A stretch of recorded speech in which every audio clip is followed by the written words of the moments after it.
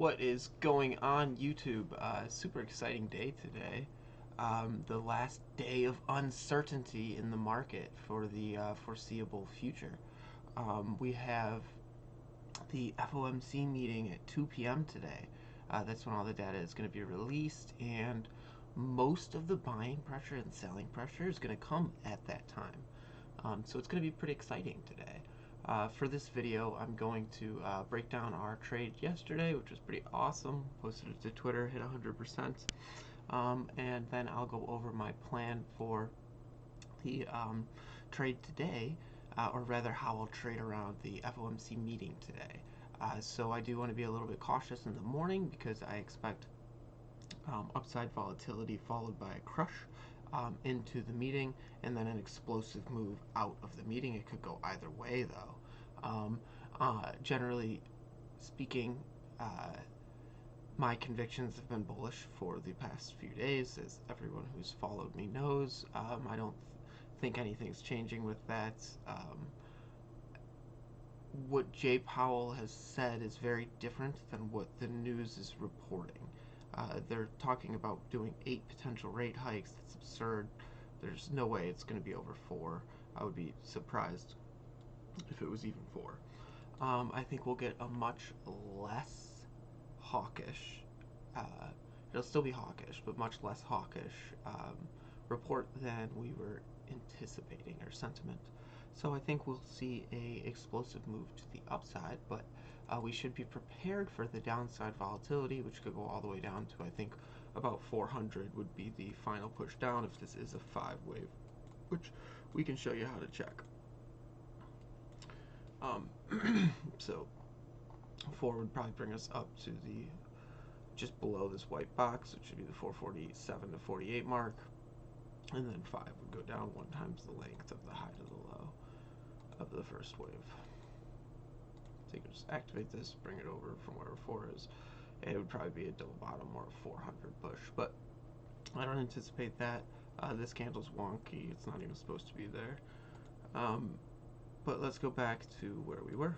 So for today's video, just going to break down yesterday's entry. I'll pull up the little tweet thing I got. I tried to make one of those fancy little 3-part pictures like they do, like the other people spend effort on. It didn't come out that good, but you guys saw it. So this is the tweet I posted. Let me pull it up or figure out how to.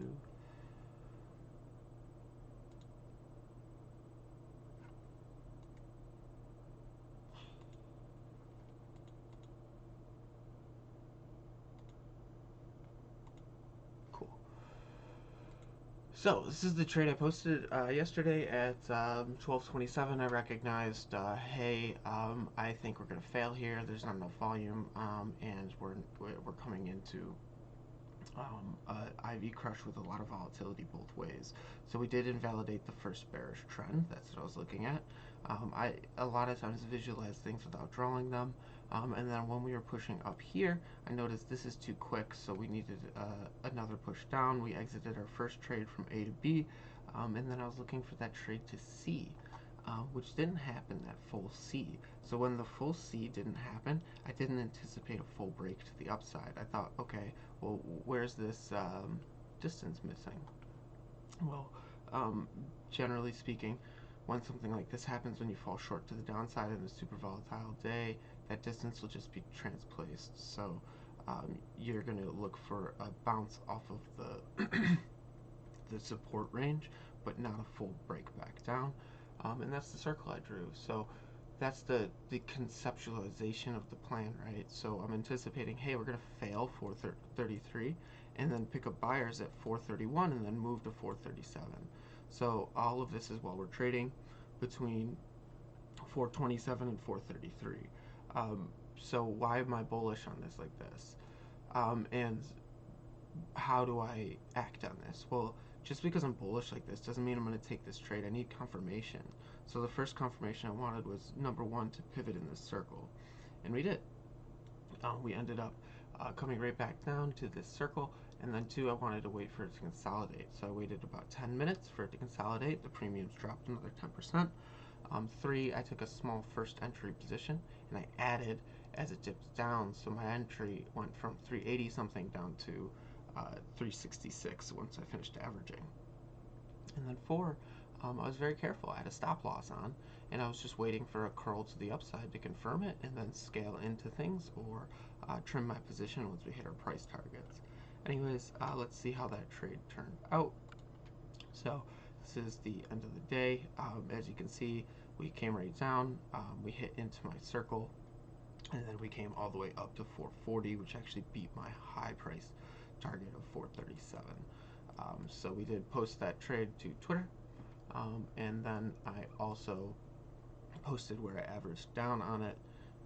And yeah, that's the trade from yesterday. So as you can see, I did take 2 trades yesterday. I did A to B here, which was a shorter trade, and then I got stopped out after I took a little bit of profits, and then I re-entered at the circle here because we didn't make it all the way to C where I wanted to pivot and enter. Excuse me. I waited for a failure and then a better entry. So I waited from this failure here, posted about it. Hey, I think we're going to fail, pick up buyers at 431 range and then move up to 437. Indeed, we did hold support here. We had a higher high, and volume started to pick up, and then lo and behold, we saw that big move. So wonderful trade for everyone who took it. We'll find another 100%er for today. Let's get into today's move, and then please guys, in the comments, let me know what I can clarify on that a little bit more, or how I can help explain the entries on that a little better, or rather what would make these videos better without me being able to edit. So for today, obviously nice, very bullish open. Microsoft's ripping, Apple's ripping, everything's doing wonderfully. The Nasdaq's already up 2%, the S&P's up 1.5. We're looking wonderfully bullish into the open. So I do expect that to continue a little bit, but then we'll have some downside volatility and we'll have a gap. We're gonna have a big gap. I think we closed at what, 434.47. So all of this is gap. That's dangerous. Gaps are almost always filled, especially on scary volatile days. So any calls are probably going to be best to be bought after the morning volatility, and then, or sold at open rather. But for me, I'm going to wait until at least 10 to take my first trade. I'm going to see how the morning settles, see where the volume's going, and then I would say of the buying power I'm spending today, I will spend maybe 10% of it before 2 p.m. and then about 90% after. The 10% will be set up the direction I think we're going to go, so I'll be waiting to enter calls at low points during the morning to see if I can get a better entry before the 2 p.m. and then I'll spend the 90% after, and it might be short trades. If the FOMC meeting comes out super hawkish, then we'll go short, and if it's more dovish than expected, then we'll go long. It's going to be one of those days where you're going to see an explosive move after a little bit of dead trading from that or rather a little bit of channel locked trading from that noon till 2 p.m. time. So just be a little bit careful and wary of that as you go through your day. Not financial advice, not a financial advisor. That's how I'm conceptualizing the day. So do you as always, but for today, let's get some 100 baggers out there. I forget where my camera is, I'm sorry. Let's get some 100 baggers out there, and then let's go over our SPY levels. So first level is going to be our low points of here. So this range to this range. So it'll be Friday's range. So if we can break through Friday's range, we can move all the way to the upside of it, which is 447. So 447 bullish price targets 2 or 3 high-ish side. Yeah, because that's not going to be our ultimate, but our first price target. But that'll be like, hey, we're confirming a move up. I think our next logical move will be 447, and then after that 453. So for today though, 447 bullish high side. Second one's going to be the range in here. So we're already failing this, the 441 mark. So 441.65 will be our first resistance. And then after that, it'll kind of move up to where we broke away. So that'll be 444.5. So 447, 444.5, and then I'm not taking any macro numbers right now just because I'm only worried about the micro trade in the morning. But if you did want to get your macros, you'd look at the day chart. And because we're trading in such a crazy spot, we filled so many gaps here that it's just, there's not much below this. It's 400 below this, right? It'd be the 400 to the 420 fib marks. So anyways, those are my price targets on QQQ. On SPY. Price targets on QQQ for the bullish. I'm not going to go over bearish just because it's a full breakdown back to the lows, or even further if we get like 8 rate hikes or something crazy. This video is dragging on pretty long. I'm sorry. Let me try to clear my mind a little bit. I'm still a little discombobulated from the gym. So, QQQ range, we're going to go from our Friday range, so this little box, and then one in the middle where we broke. So our first price target would be 354, 356, 362 to the bullish. Bearish would come back down to 339 and then 334. So QQQ is going to trade more intense than SPY today, so I will be taking some QQQ trades as well, regardless of the direction. I do think that they'll both have some pretty good returns on investments, even with the crazy high implied volatility. For anyone who doesn't know what implied volatility does, it simply put gauges the expected move, which is what options are priced on. They're priced on the probability of landing in the money. So if it has a major expected move, then the entire options chain, right, is going to have a higher probability of landing in the money. So the whole options chain will be more expensive, and that goes across the board.